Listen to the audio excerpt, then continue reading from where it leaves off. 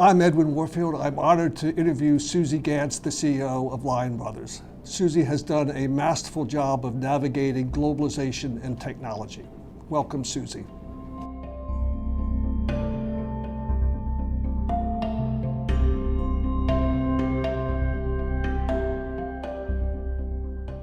Came in and thought it was going to be a fast 90 days. In fact, the apartment that I had subletted was a 90-day lease. That's how fast I thought it was going to be. Along the way, Lion was a legacy company that had challenges like many textile and apparel-based companies at that time. The companies were moving from the United States. In the United States, they were moving down to the Carolinas in chase of labor. And Lion had challenges being a union shop in the Northeast, but it had an incredibly loyal, wonderful customer base. And so the question was, how could it create value for its customers in a new world order? And the best period of time was spending time on the factory floor. There were about 350 people, and they were some of the most knowledgeable, kindest people one can imagine, and they sold me on Lion. Days I was strategic planning manager, and in the evenings I would spend time on the factory floor and ask the people to teach me what they did, and they did, and they were kind. And when one asked, what are issues as they see them, they were very open with what the issues were. So fell in love with manufacturing, and it was probably falling in love with people that did it. The first 90 days were really scoping out, does this company have a chance of success or survival at that point? And if so, how are we going to move this thing forward? And so ended up transitioning some of the leadership team at the time and going on a mission to make Lion survive and be relevant. And ever since we've been relevant. And it's been an incredible journey over these past decades now. So two Lion brothers, Albert and Ben Lion, started an embroidery company in downtown Baltimore. And Baltimore was part of the garment trade. You had garment centers in Philadelphia and Detroit and New York, and Baltimore had a really vibrant apparel community. It was downtown at Hollins and Poppleton, which is right by the University of Maryland Biopark.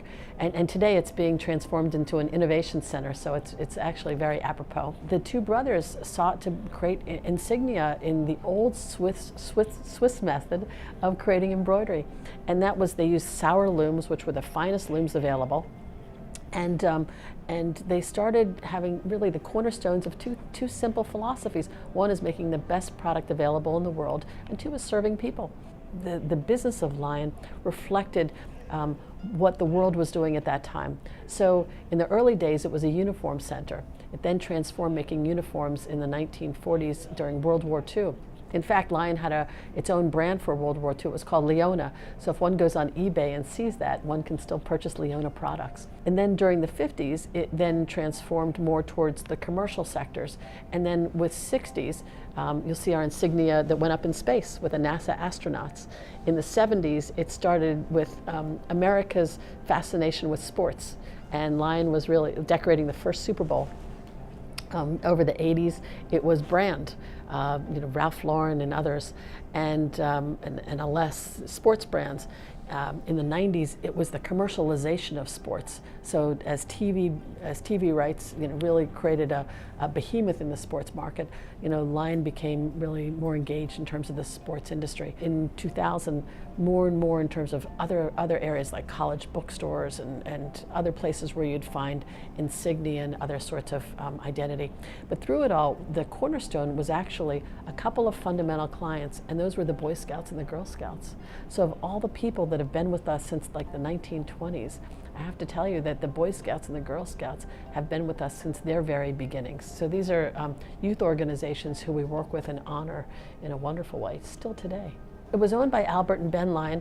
Second generation came in and ran the company and died in a tragic plane crash in the 1960s. The company was sold to Safeguard, a company based out of King of Prussia in Philadelphia. My dad was on the board of Safeguard, and at the time they held companies that were number one in their field, niche businesses, and what they would do is they would take the cash flow from those companies and reinvest in high-tech and biotech assets. In the late 70s, they decided to divest the assets, and my dad said, my dad was a money manager, said, well, this would be fun to own a company that was an actual operating company versus just something that's engaged in capital.